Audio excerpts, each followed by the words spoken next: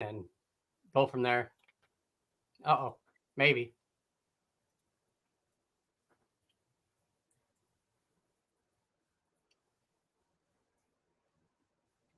All right, we are live. Hello, everybody. This is John and Rob with Co-Anglers Corner.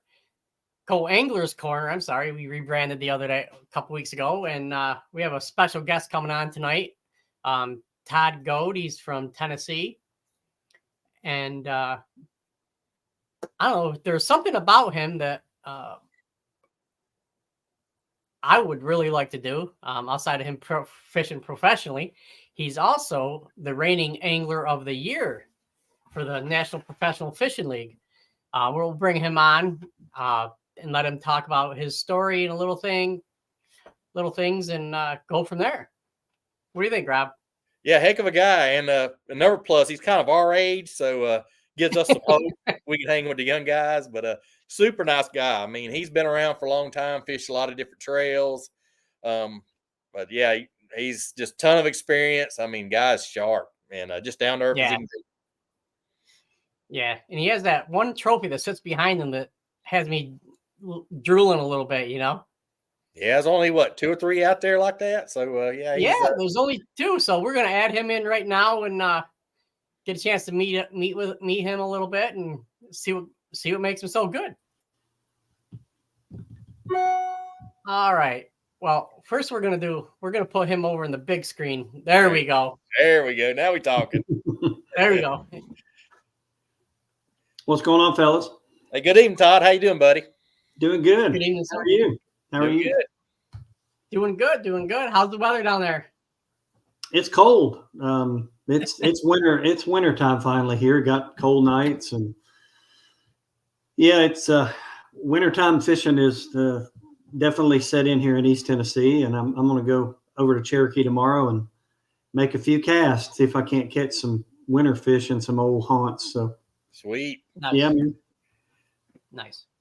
Yeah. So Rob and I we were talking before you came backstage, and just some of the accomplishments that you've had. I know you said you were kind of a no-name, but when you look at your accomplishments, I wouldn't really consider you that. Even before the NPFL. What are you, 20% in top 10s, 25% in top 30s in the MLF, and you did pretty good in the Bassmaster series as well. So I wouldn't really shy away from that. Yeah, I was, and I understand why Bass went to making you fish all 9 to qualify for the elites. I get why they did that, but I was the guy, if I'd have made it on 3, I would have went. And man, I stubbed my toe in Florida the last 2 years and, had good finishes the last 2 events. If I could have and it wasn't from not finding the fish in Florida. It was getting them in the boat both years in a row. Just had a chance for a top 10 in both events. And, it just wasn't meant to be, but yeah, fished a lot of BFLs, in the Southeast. I lived around Lake Lanier for 20 years and fished a lot of the Savannah River BFLs and Bulldog BFLs, and, just enjoyed hanging out with those guys. That was a fun bunch of people to travel with and hang with. That's, that grassroots, that's some of the camaraderie at that level is so fun. I see Rusty's on the show. I've known Rusty for years. Rusty's a good dude. And yeah, he said you were doing pretty good in the BFLs and stuff. So yeah, I've done pretty well in the BFLs. And in 2019, the regional was on Hartwell, and one of the divisions to qualify was a volunteer up here in East Tennessee. So I got to come up here and fish that division and hang out with a bunch of my buddies I fished against in college and even in high school. And, it was fun to catch up with a lot of those guys. And I think I ended up finishing 6th in the division that year, and then made the All-American at Hartwell in that regional. So that was nice. A fun time. So outstanding. Fished a lot. The BFLs allowed me to still fish tournaments and, not be away from home. You go practice a day or day and a half, 2 days, and have a one-day tournament and go home. So now that my wife and I, we've been empty nesters since 2019, and we built our kind of forever home up here in East Tennessee, and timing was right, to fish the NPFL. So I'm really enjoyed my first year last year, and I think I finished 13th in AOY last year, and my worst finish was at Hartwell of all places. But learned a lot. Went to Florida again last November, learned a lot down there then, and I made a check down there and had, just gained a lot of experience down there. So excited for next season, and it's been awesome. Nice. Excellent. Now, I also read that you're a pretty good golfer.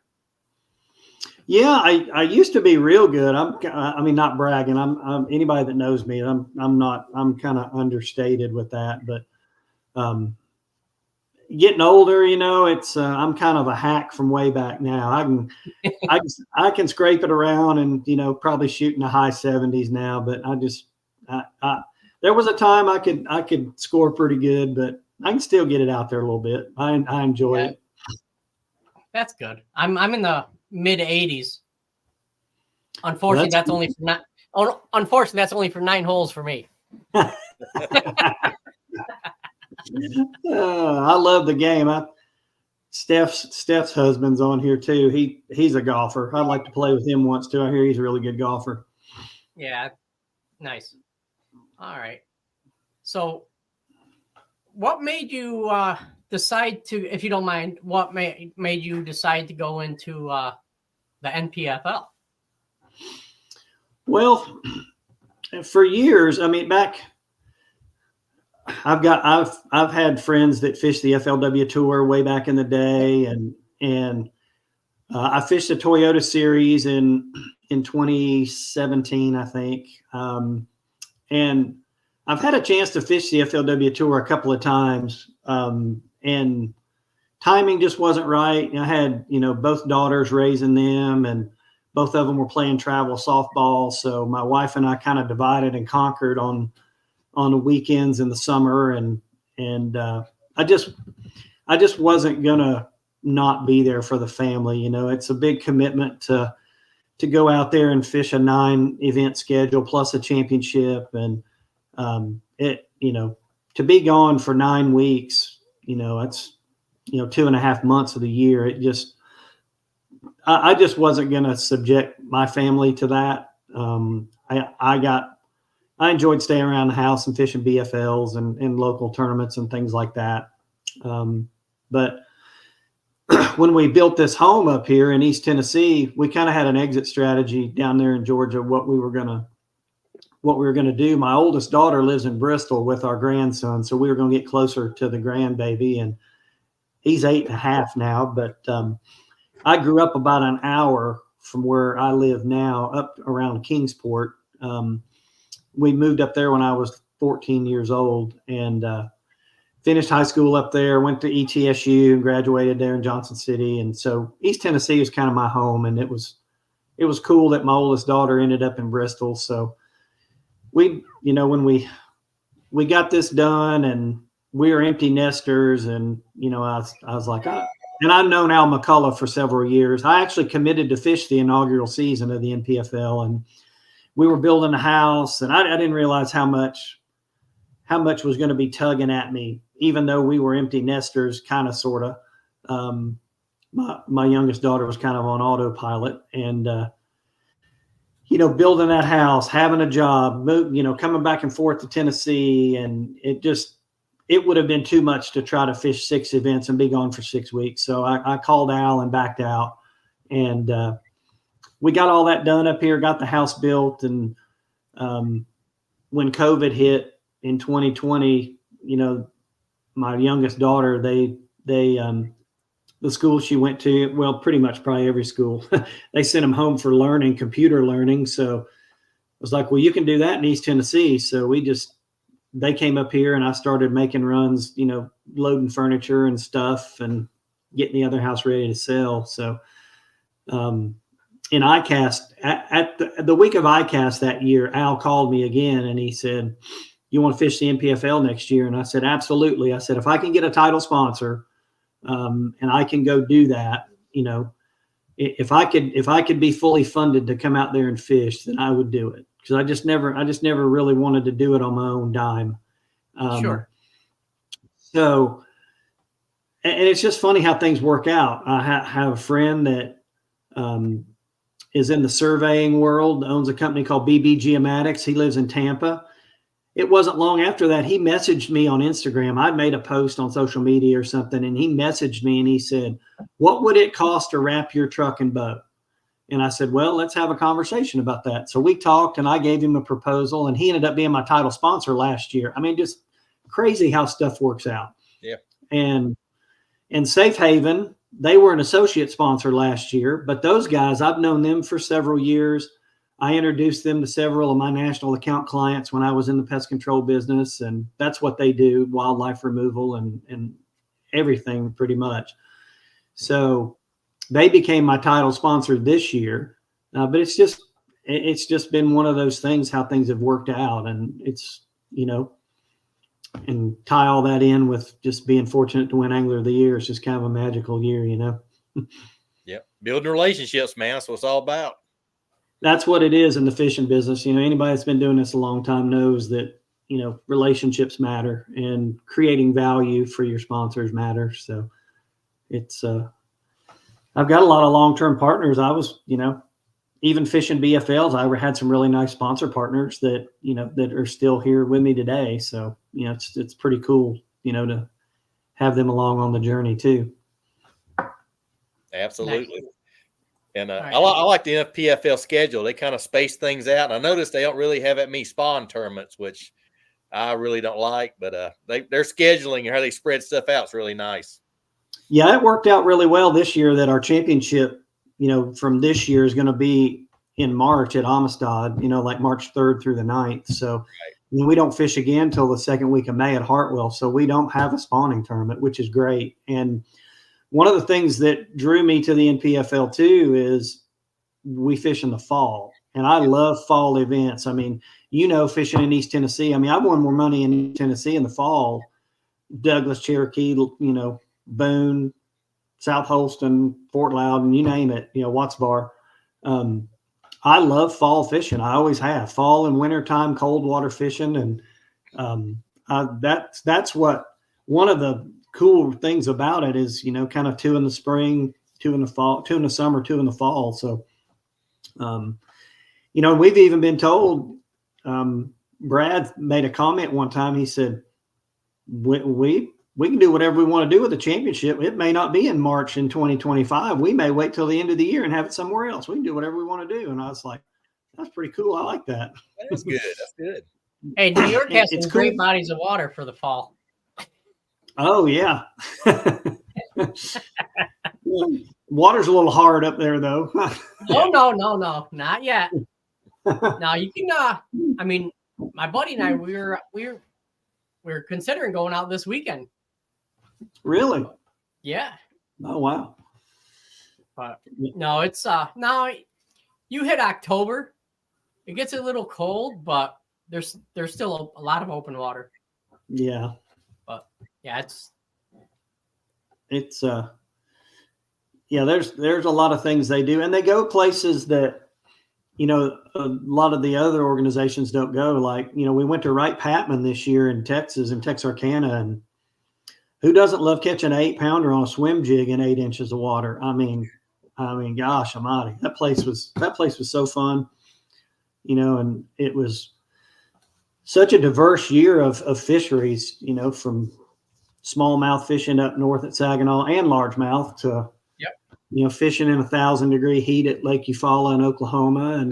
And it was a fun year. And to finish it off at Lanier, a place that I just absolutely love. That's top 3 on my list in favorite places to fish. I just love that place. And to have it end up there at the end of the season and have a chance to win Angler of the Year just made it even more special. Outstanding. We do have one question from Barkin Rugers. He says, when jumping into someone else's boat to fish a BFL, I guess as a co, How many rods are you comfortable taking? I have fished one co-angler tournament, and it was an FLW Tour event. I went with Tom Mann to St. Clair in 2008 and had a blast. But I mean, 5 or 6 max is what I usually recommend. All the co-anglers I've had in the BFL, generally that's what I tell them. You know, you don't need too much, you know, there to clutter you. And if you go back and look, it would take somebody to do a little time and study who I was paired with all the years in the BFLs. But I guarantee you it's at least an 80% rate of a co-angler getting a check when they fished with me, because I was just, I'm the nice guy that wants a co-angler to do well too. And, you know, and I always kept the compartment behind the passenger seat was open for you to put your tackle bag or sandwich or whatever you need, you know, back there. That was always their spot. And, you know, just always made it a good time. So I would say, you know, and talk to your boater in a BFL, you know, ask them, you know, you don't have to come out and ask them what they're catching them on, but what should I bring? And if you don't have a shaky head in the back of a boat of a BFL, wherever, you know, as a co-angler, you're missing out. Shaky head and a little swim bait and a underspin and a wacky rig. And, you know, you can't go wrong with a lot of that stuff from the back of the boat. So, but I'd say recommend 5 or 6 rods max, and then 1 tackle bag that you could, you know, stuff in the storage box in the back, you know, the storage compartment behind your seat. So. Yeah, I've seen some co's show up about 8 or 10 rods, and they're like all over the place. And you see them in the boat, and they're sticking out everywhere. I'm just shaking my head like, you're going to be fighting rods all day, man. What are you doing? Yeah. I had a guy at Kiwi years ago. I love fishing Lake Kiwi too there in South Carolina. He had like 11 rods, and he walked down the hill to get in the boat with me. Wow. I said, and I didn't mean it to sound like a smart ass, but it sure came across that way. I said, you can turn around and take 9 of them rods back to the truck. You're not going to need but 2 rods today. And he just looked at me funny. And I said, I'm not joking. Take them back to the truck. I said, leave 4 rods. You're going to need 2 spinning rods, 3 spinning rods, and a bait caster. And that's all you're going to need. Yep. And he ended up finishing, I think, 8th or 9th in the tournament that day too. There you go. So, yeah. He listened. But he did. He took them back to the truck. I said, we don't need that. You don't want to step on your rods and break your rods. And, you know, but we had a good time. That's great. Okay, beat that. Here's another question from Rusty. Taking tournaments out of the equation, do you prefer largemouth or smallmouth?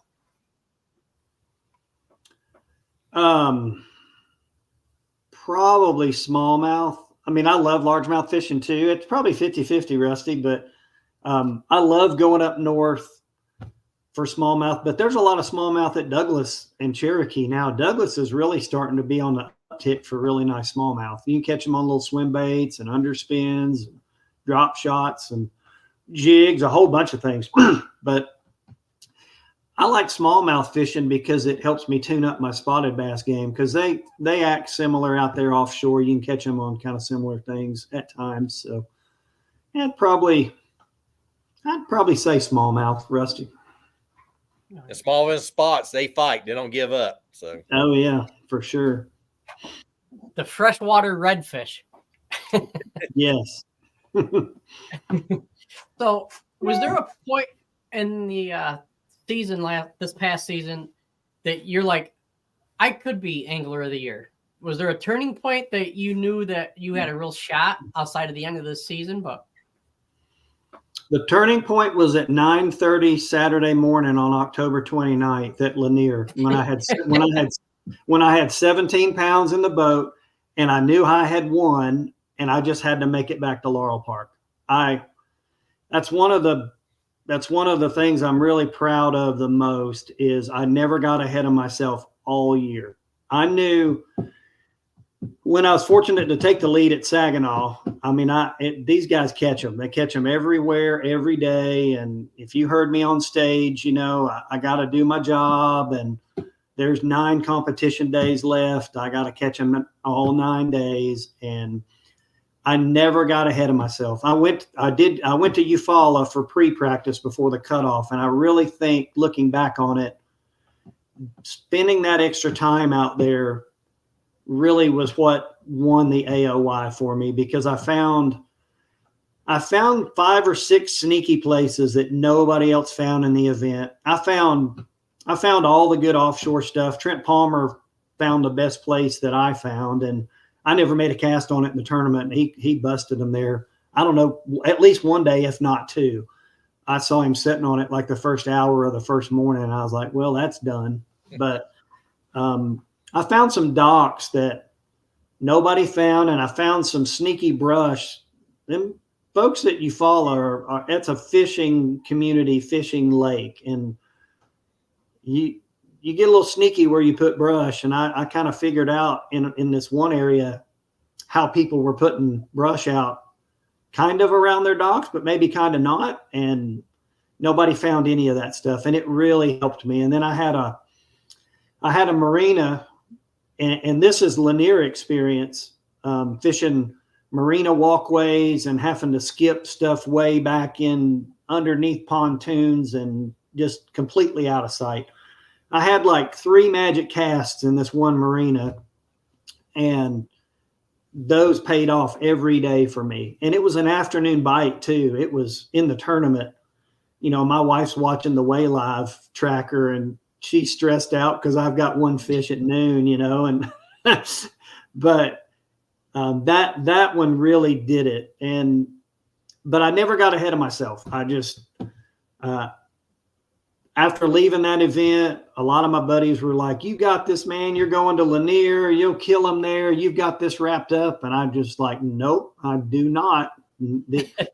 No, that bass fishing will bite you in the hind end. And I mean, I missed the All-American by 2 ounces at Lanier one time and missed it by 6 another time. So I never got ahead of myself. And even the second day of the tournament, when I had 13 pounds, it was a grind. And it was exactly like 2 of those BFL days where I missed the All-American. It was the same kind of grind. And I'm like, and I was fortunate to catch them early. And then I culled, I think, once or twice after like 10:30 or 11 o'clock. It was a grind. And I had a long day too. So my mindset going into the final day, I mean, I really thought I could zero the 3rd day. That's where my mind was the 3rd day of the tournament at Lanier. And then I go down there, and I mean, I knew where they were living, and I got a good bite early on one place. And I went to another place that we call, my buddies, you know, Rusty Evans and Tom Mann, we call it Jimmy's Hole, because one of Rusty's buddies years ago, we were fishing a big tournament there, and Jimmy stayed on that place all day. It was a 2-day tournament, and he caught like 18 or 19 pounds there and was leading the tournament. And we laughed because Jimmy couldn't catch one in a 55-gallon drum, but he caught 19 pounds off of that spot. And so we called it Jimmy's Hole from then on. And when it's just your time, it's your time, because it is a community hole. It really is. And I come around the corner about 8 o'clock in the morning with the 1 fish I had from my first spot. I come around the corner and nobody's sitting there. And I mean, it was just, I catch a 5 and a 4 something and a 3.5. And I mean, it just like that. And then that's, you know, when it's your time, it's your time. And I after they quit biting there, I went and fished another place, and I could look up there and see Jimmy's Hole, and 2 boats were on it. Like, I hadn't been gone from it 10 minutes, and 2 other boats pulled in on it. So it was like, yeah, you're just meant to be. Yeah. All right. Stephen Pellerin, what 24 tournaments are you looking forward to the most? I like them all, Stephen. I mean, I'm going to like Logan Martin, I think. Cold water, you know, wintertime kind of fishing, which I really like that kind of fishing. A lot of different ways to catch them. I'm looking forward to that one. I'm looking forward to going back to Saginaw, catching, you know, 50 to 75 a day on a buzzbait. I mean, it's no secret, largemouth. It's stupid up there how many largemouth are.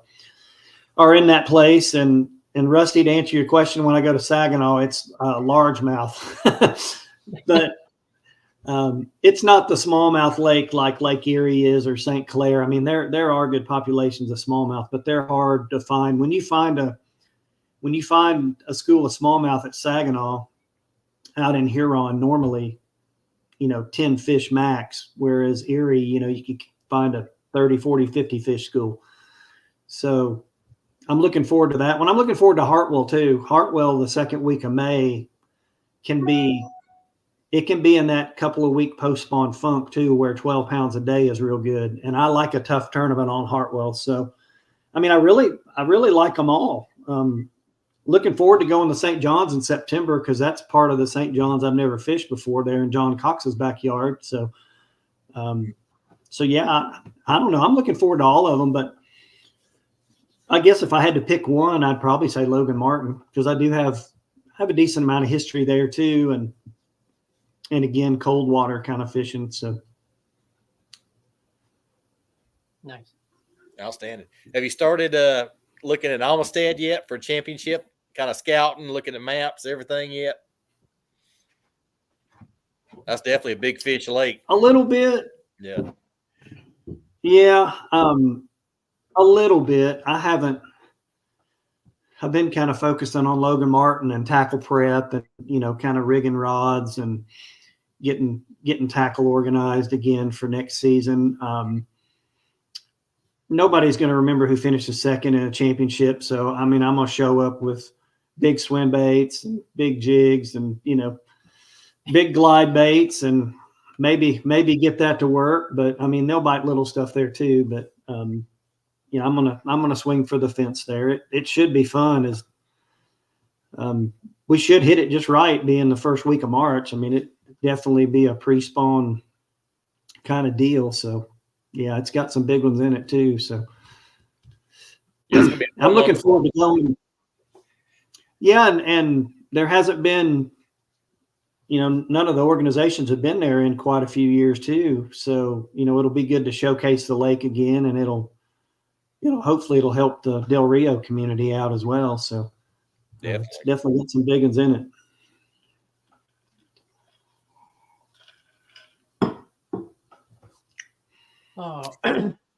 So when did you realize that you were confident enough and good enough to start going to the pro circuits? I don't guess you ever really know. I just felt like I could compete out there if given the chance, and just wanted to kind of, give it a shot. I felt like I had taken the right steps, fishing a lot of local stuff and doing pretty well in those, and, fishing the Toyota series. And I didn't do real well in those.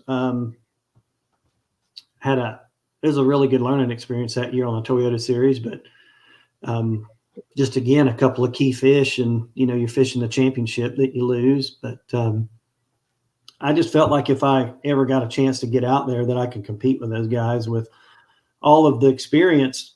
I've lived in a lot of places across the country with my job. The first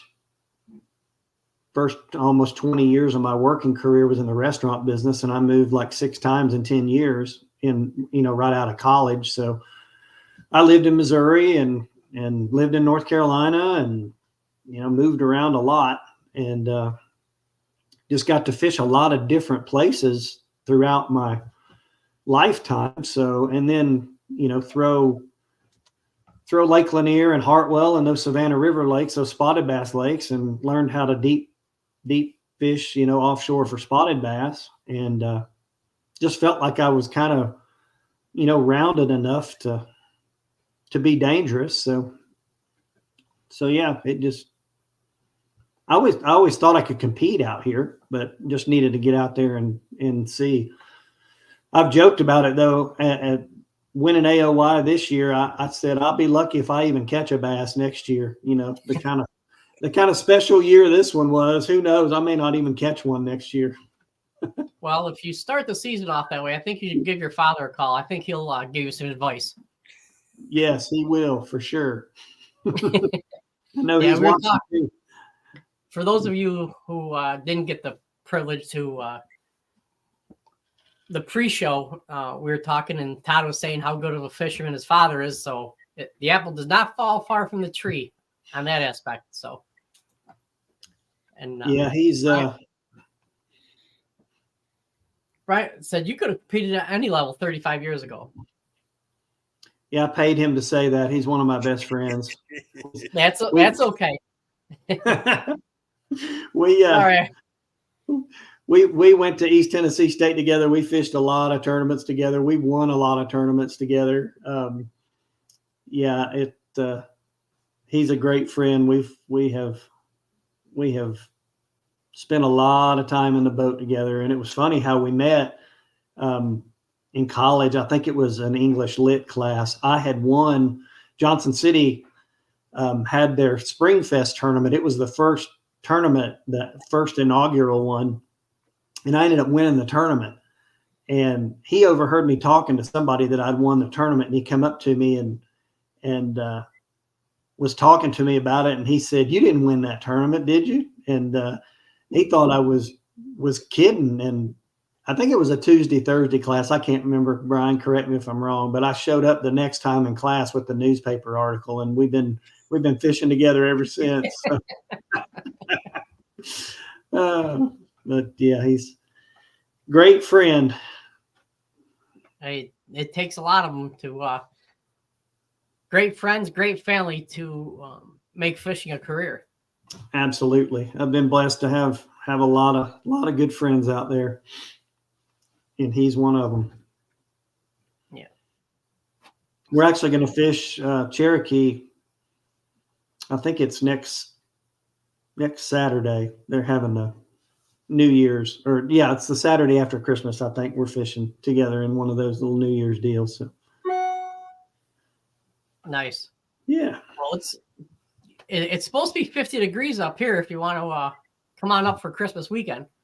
Oh, wow. Yeah. I think it's going to be 50 here too. It's going to be 50 and rainy in Kentucky, so about usual. You need to go to Cumberland and go back in them creeks and throw a big spinnerbait. Then you know what to do when it's when them run-ins are coming in like that. Oh yeah, yep. Yeah, but it's talking about doing good in one tournament. I've had BFLs where have 4 or 5 bites, get every one. Next tournament can't buy a bite. Fish come off. I might get 1 out of 5. So it's funny how that I could have same lure, same conditions, and for one tournament, you catch everything it bites. Next tournament, you can't keep them on the hook. Same equipment, same line, same lure, everything. It's funny how they do that. It really is. I don't know the two Florida events in back-to-back years fishing those opens. It didn't matter. I was catching them flipping, and it didn't matter. It didn't matter if you snelled your hook, if you tied a Palomar knot. It didn't matter if you set the hook when they bit it or counted to 5 before you set the hook. 70% of them were going to come off. I don't know what it was. They just were not getting the bait good. Yep. And it was just one of them crazy things. Yeah, I've had the same thing at Chickamauga on frogs. They have 10 blow-ups and like just sit there and let the frog wait till it disappears and nothing. So I feel you on that. Man, there's one that haunts me too. The first morning on the Harris chain, it'd be 3 years ago now in February. I pitched in this reed head, and it was one reed head in a canal, and I got a bite in there in practice and shook it off. I'd cut my hook off, and I knew it was a big one because it was like doing. And I pull in there about 9 o'clock that first morning, and I made that same pitch in that reed head, and it hit the bottom, and it went doing. And I set the hook, and it was, I don't know. I'm not one to big eye fish usually, but it was a solid 8-pounder, and I'm probably being light on it. It was a big one, and it come out, went right out under the boat, and just poof, just pulled off. That one fish alone would have got me a check, but everybody has those fish that haunts them all their life, and that's one I don't know that I'll forget that one because it was a dang big one, and it kicked my butt. I had one on South Holston this year at the BFL. if dark and it's cloudy, kind of stormy. I was fishing spinnerbait, come over this little limb, how it kind of rolls over the limb, and this bass, like 3-pounder, come sharked it. Gave him to the boat, gave him about a 3. My boater didn't have a net for some reason, but so I got him up to the boat, ping, like I've been checked right there. Oh man! I caught a couple little keepers after, but yeah, that one haunts me. I've had that one. And, you gotta have a net. You should have smacked him upside the head for not and having he had a phoenix, with the net thing. I was like, come on, man. Come on, man. Well, come on, man. I was fishing an open on Oneida a couple of years ago, and the open you can't use a net anyway. Yep. And I had a smallmouth, a little over 5 pounds in my hand. Okay. I was cradling him in and getting ready to bring him in the boat, and he fell off. I was like, oh. So that was my I ended up, I think, 24th in the tournament. I'd have finished 11th with that fish because I weighed in one that just barely made 12 inches. Wow. Yeah, so that was a little. That was almost a 4-pound call that I had right there, and there was an hour left in the tournament. I mean, the weather wasn't the best. We had like 5-footers out there, and yeah, that's not easy with a light line because I was using 6-pound test and 5-footers and no net. Wow. Bad combination. Where at? Thousand Islands? No, Oneida Lake. Oneida. Okay. Yeah. But yeah, it's tough. I mean, that's one of many fish that haunt me. At least one a year. Sound like at least one a year will get you. Yeah. Yep. I had a 5-pounder at Eufaula the second day of the tournament. I actually lost the fish the second day of the tournament that would have scared winning the event. I lost a 5 real early in the morning. Skipped it way up under a dock and had him. He came out and I could see him down. As soon as he saw me, he turned and went right back toward the dock and broke my line. I hadn't broke a fish off in all year, and I was like, golly. So then about lunchtime, I lost one that was probably 3 3/4 to 4, just pulled off on a shaky head, and then fortunate to catch my limit the second day. That tournament was a mental grinder. I had my limit. Well, no, I didn't have my limit. I had 4 at the time and lost a spot. Probably lost one of the biggest spotted bass in Lake Eufaula. It was 3.5 or better. Made that magic cast of that marine I was telling you about, and he was on it when it hit the bottom and had him coming, and he just pulled off. And I went one slip up and caught my 5th keeper, caught one like 2 3/4. So you take those 3 fish, and I'd had a, I don't know, 15 or 16 pound day that second day would have really, really got me way up there. But I said the whole time on that one, I just got to weigh in 15 bass in that event. I don't care what they weigh. If I weigh 15 bass, I'm going to be fine going into the last one. And never got spun out. When you get old, you don't get spun out. So that's good. I just shook it off and went on to the next one. So just keep on grinding. Trying to get the next bass to bite. Yep. So, we're about 40 minutes in. It doesn't seem like it, but we are. What was your favorite? What is your favorite technique to use?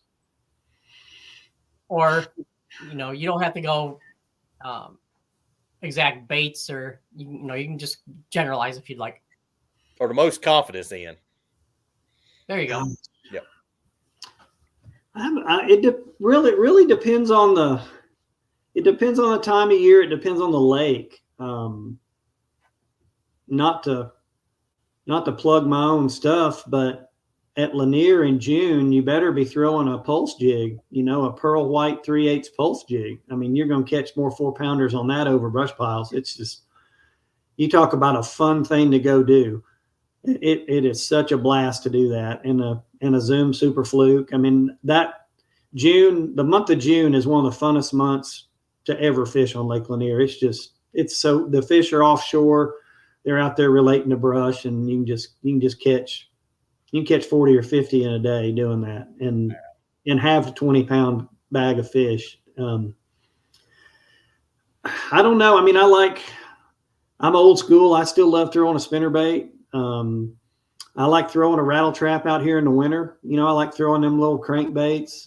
John at Greenfish Tackle makes an amazing little balsa crankbait, 3 or 4 different models, like a smiley and a slim and a long kiss is what he calls one of them. But, you know, I love throwing little crankbaits around. I love flipping in Florida. I mean, I don't know that I have a favorite, but I can say without a doubt, my favorite this year was the swim jig fishing at Wright Patman. As many fish as I caught on that thing in 3 days of competition, that was so fun. I mean, just seeing a 3 to 8 pounder just sharky swim jig. I mean, it was crazy. So for this year, I'd have to say a swim jig. Well, that kind of led us into this next question. Pretty good segue, if you want to ask me. If you had to pick a go-to crankbait, what would it be? It'd be Greenfish Tackle crankbait first. Then I'm not sponsored by them, but I love throwing a rock crawler too. I like that. I like that bait. Caught a lot of fish on that crankbait. I've caught a lot of fish on that Spro MD 55 too, that little square bill that they make. I like that crankbait a lot. So I like to mix it up on time of the year. There's times of the year fish don't want a crankbait with a rattle in it, and you know, that's when I'll throw the little balsa baits and those kind of things. And then the other ones, you know, in the spring and the summer. But so yeah, those are probably my 3. Yeah, rock crawler is money on Cumberland year round. Year round, yeah. I like they make one that I don't know if they call it moss green, but it's like an olive on top and a little chartreuse on the belly, and it's got a piece of red or orange on the tail. Yep. And I've caught a bunch of them at Cumberland on that in the last 3 or 4 years. And they bite it out here at Cherokee pretty good too. I'll be throwing it tomorrow. Yeah. So, Rob, as far as you having issues keeping fish on, I think this is what they're saying. Yeah, that's my buddy Joseph. Yeah, he give me a hard time. Yeah, I mean, sometimes it don't matter. I mean, you have new line, new rod. They're just going to nip at it. I mean, sometimes you can do back-to-back days, same conditions, same lure, and they just bite different days, I think. I figured out. But you just shake it off and go cast again. If you saw me on live much this year, you probably saw me putting an attractant on my worms when I was worm fishing. Right. And I've been using smelly jelly for 10 plus years, probably. Yep. It's that bass. I think it's called Bass Feast or whatever. Oh, I use the pink one. Yeah. I think it makes a difference. I mean, it definitely does. Yeah. I think it attracts them and then they hold on to it longer. Definitely. Yeah. Yep. That bass, I used to work in a bait shop. We sold a lot of smelly gel. And that Bass Feast, the first time I opened and took a whiff, I almost lost my breakfast, lunch, and dinner. My travel partner on the NPFL, Angel Rosario, he's from Kalamazoo, Michigan, and if he was on here, he would laugh. He's like, you've southernized me. You got me fishing a shaky head. You got me using smelly jelly. You got me throwing these crankbaits and this jig, and he's a believer in the smelly jelly now too. Oh yeah. Yeah, I actually melt mine down a little bit and throw a little extra garlic in there. Oh yeah. I mean, that's a good tip for a co-angler too, since this is a co-angler, focused podcast. That's something a little different that your boater probably isn't doing. Anything like that to get you an extra bite or two in a day is going to be the difference between you making a check or not in the back of the boat. So always carry you some kind of attractant, whether it's that or bait fuel or whatever, but makes a difference. Just don't carry dip and dye. You'll get the evil eye. Yeah.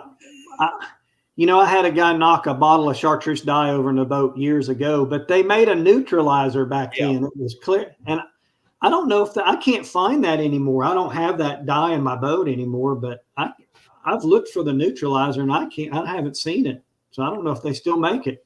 I think that I still see it at some local mom and pop shops here and there. So Well, that's cool. That stuff works. That guy had a bottle of that and poured it on there and it just poof went away. It's crazy. Wow.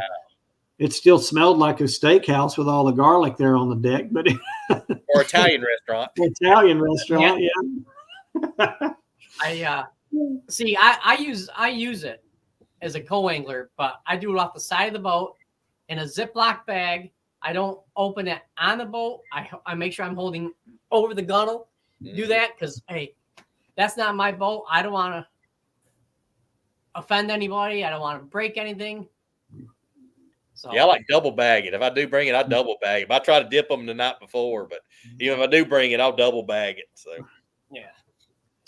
I was always good at knocking stuff like that over too when I'm in the boat. It doesn't matter. It can be 10 foot from me on the boat and I'm gonna knock it over for some reason. Yep. All right. Rusty Odom says you're getting in the Mark William Flick area in Michigan. How do you know Flick, Rusty? I've known Flick for years. Him and Angel are best friends. But yeah, I've known Mark for quite a while. Then we got another question for all of us. Any noticeable difference in the scent sprays versus jelly versus full liquid dip? Do you think the application method make a difference? I don't know. I had some. I bought some Gulp spray because last year, because we went up north twice, and I don't know that spray made a difference, but I did notice a difference putting the smelly jelly on my jig and my Ned rig. And it's funny, Brian Bowling will attest to this. When we were in college, we used to night fish on Cherokee a lot, and you could catch 40 or 50 fish at night. We used to catch them on a salt and pepper salty crawl on a Texas rig at night. And I was using this Bait Mate Max back in the early 90s, the chartreuse version. Yeah. And he wouldn't use it. He was so stubborn. He's still stubborn to this day. I pick on him because he's so stubborn. He's an accountant that's got the first dollar he ever made still. But we ran out of that stuff, and we put the boat on the trailer because Morristown's just right up the street from where we were fishing. We went to the Walmart and we got some more of that and stopped at KFC and ate like 100 chicken littles back then and went back to fishing. And he finally started using it though later on at night because it definitely made a difference. He wasn't catching them and I was wearing them out. So that's funny. For me, I prefer the gel over the spray because I think the gel stays on longer. And also, like the smelly jelly with the garlic, it does give a little bit of a chartreuse hue to it. Mm-hmm. So. Yeah, the Bass Fest or Feast one almost has the flake in it like a cotton candy worm would have. When you put it on there, it gives it a little extra. I know it made a difference at Santee this year too when I was flipping that Zoom Mag 2 worm around the cypress trees. I was using it a lot then too. All right, Todd, here's another good question for you. What does the wife think about this crazy fishing addiction? Does she fish also and travel with you? Well, I know what your wife thinks about it. Yeah, I know what she thinks.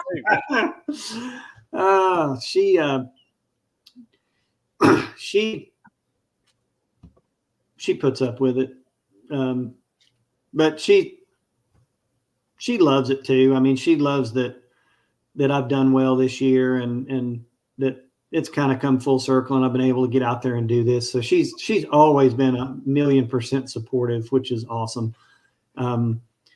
She traveled with me to Saginaw last year. We pulled our camper up there and took our dogs. And I don't think she realized the extent of how practice would go and how she wouldn't hardly see me, the whole week. But but I told her before we went up there that that's kind of what was going to happen. And so, but yeah, she occasionally she'll travel with me, but now that we're kind of landlocked at the house she's got miniature donkeys and chickens and our dogs too. So she holds the fort down a lot.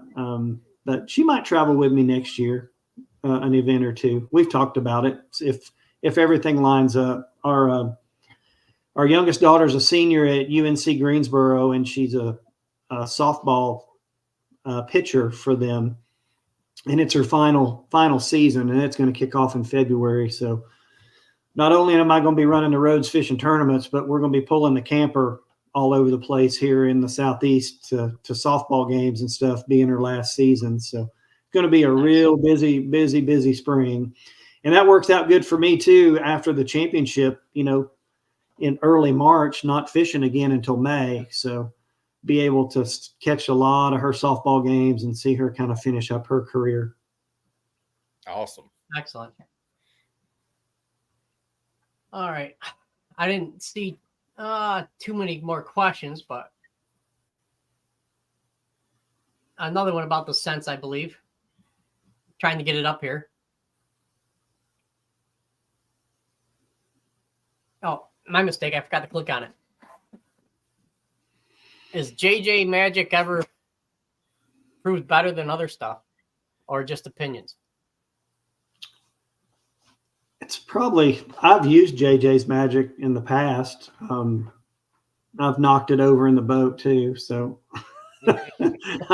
I think as I've gotten older now, I use the stuff that doesn't spill. So yeah, I'm always dropping stuff. So yeah, I feel you.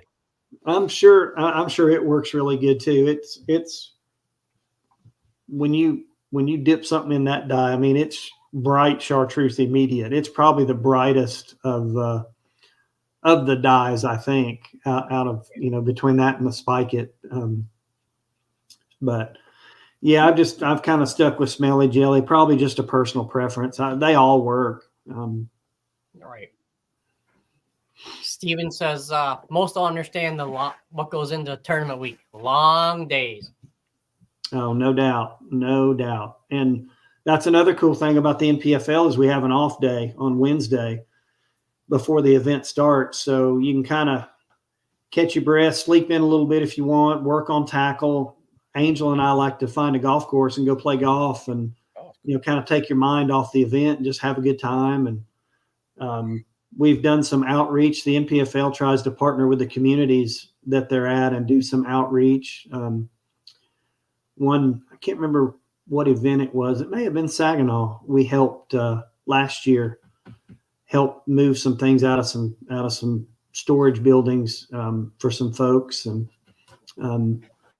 there's, they go visit assisted living places and big brother, big sister kind of places that, kids are struggling or whatever, and just, kind of make their day. And they do a really good job of paying it forward in the communities that we go to. So that's great. Yeah. So we're about done here. How about we let you talk about some of your partners, sponsors, and people that help you make you what you were, or the 23 AOY.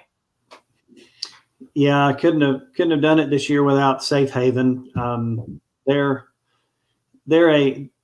If you ever go in a commercial store like a Lowe's, a Home Depot, or a grocery store, and you see birds flying around, everybody's seen that.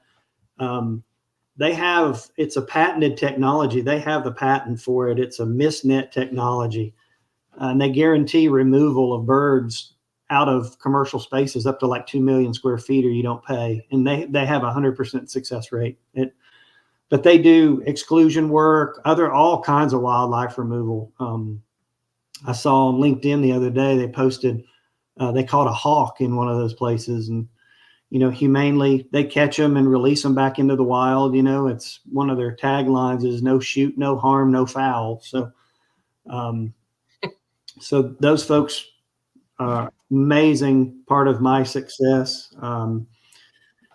And, Zoom Baits, I've known those guys for 15 plus years there, and, they support me tremendously. I've helped design a few baits and some colors for them and things like that. So, Greenfish Tackle, Green Pond Landing over at Lake Hartwell, John Meagle Chevrolet in Dawsonville, Georgia. I've bought every truck I own from them since probably 2016.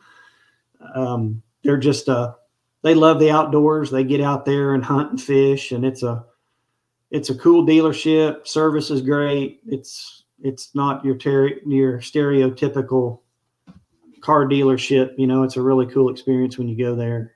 Great folks. Z Decals in Flowery Branch, Georgia. They do the best boat wraps and truck wraps, carpet graphics, all your decals and carpet things. They do a phenomenal job with that. I know I'm forgetting people. Boat Logic's mounts. I've ran Boat Logic's mounts on my boats for the last 5 years. Angler Tungsten, awesome tungsten weights. Cast Fishing. They've got a little Prodigy swim bait that is wicked on smallmouth. Up north, John, you ought to check them out. They have a swim bait that looks like a morning dawn color, and it catches the heck out of smallmouth. But those folks have supported me. Skeeter Boats and Yamaha, ran that Skeeter FXR 21 all over the place. Hadn't turned a wrench on that engine. I had one little hiccup at Santee, but it was in the trim unit, and it didn't I could still fish and run, but things happen. Who else? Arc Rods and Reels, Arc Fishing.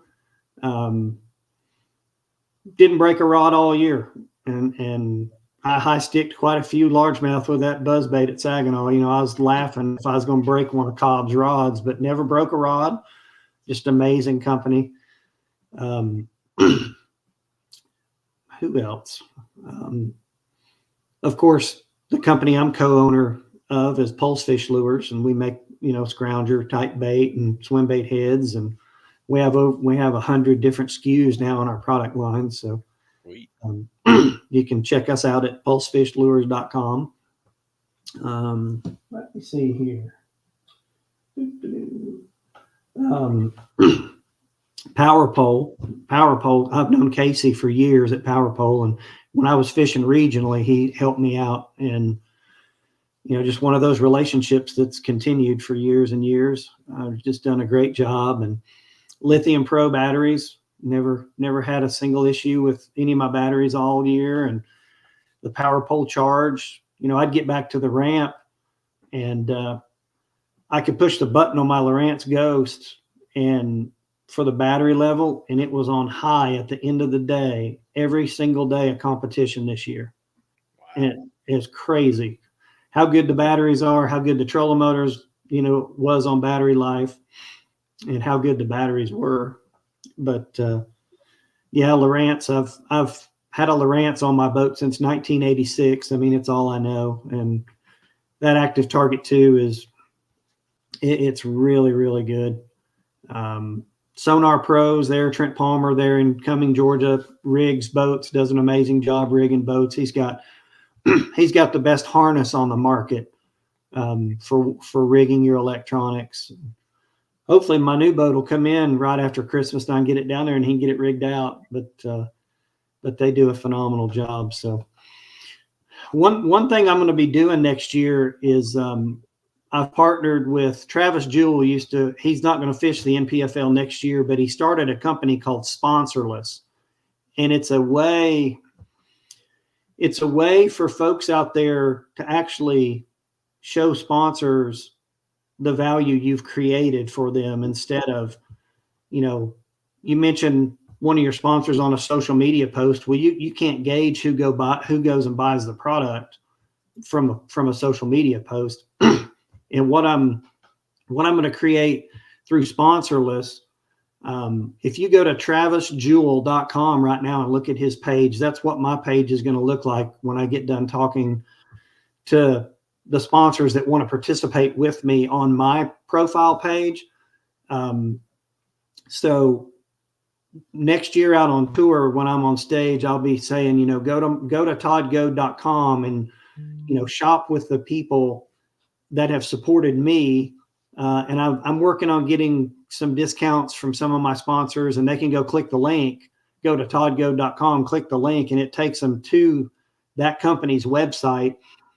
They're going to input all of the things in the website sponsorless is to make it automatically apply the discount at checkout. So it's one place to go for, probably buying carpet graphics at Z Decals or Power Pole wraps or Raptor wraps or, Greenfish tackle for discount on some crankbaits or jigs, or Angler Tungsten for a discount on weights, or Cast Fishing for a discount on their Prodigy swim baits. So I'm working with my partners right now to get all that stuff set up. Hopefully I'll have it live by the time I leave the house to go to Logan Martin.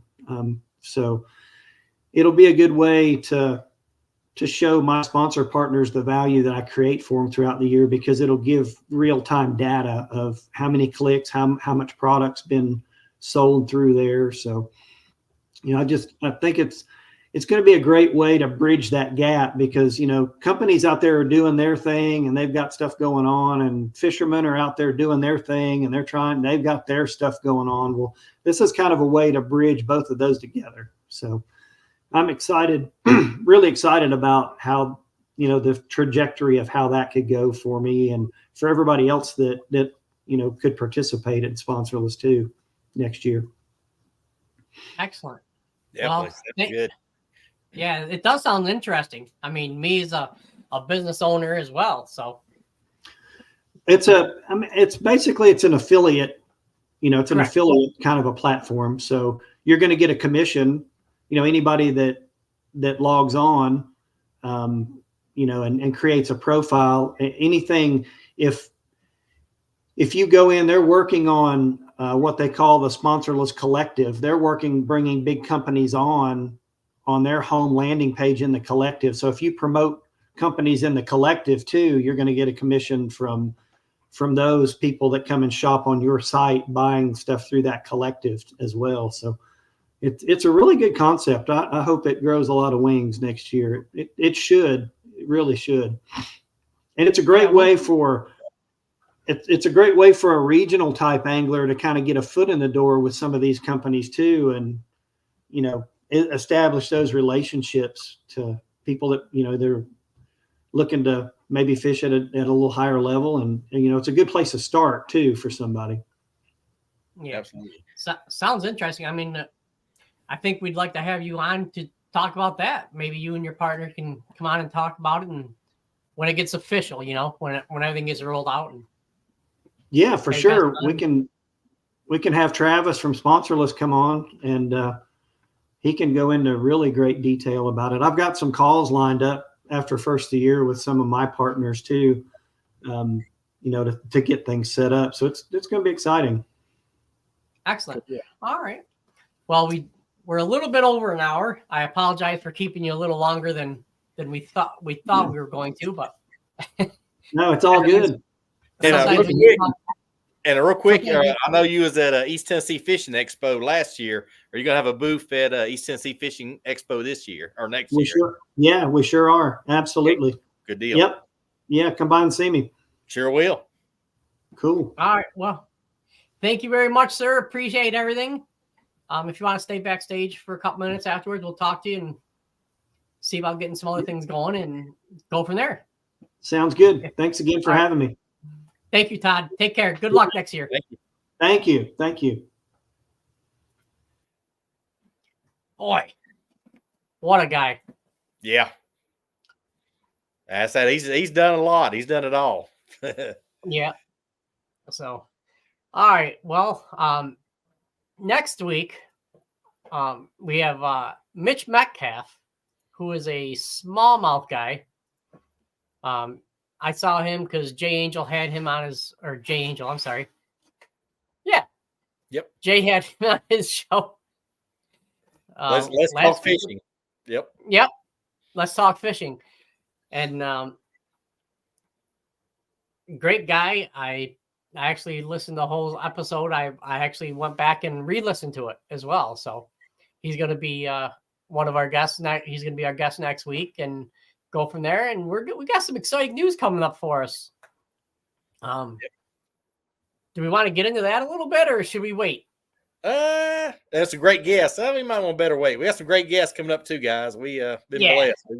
We got like almost next 2 or 3 months filled up. So yes, really good. We appreciate y'all tuning in, and happy holidays and Merry Christmas to everybody out there for sure. Yep, Merry Christmas for sure. Everybody be safe and come back next week. All right. If you have any questions.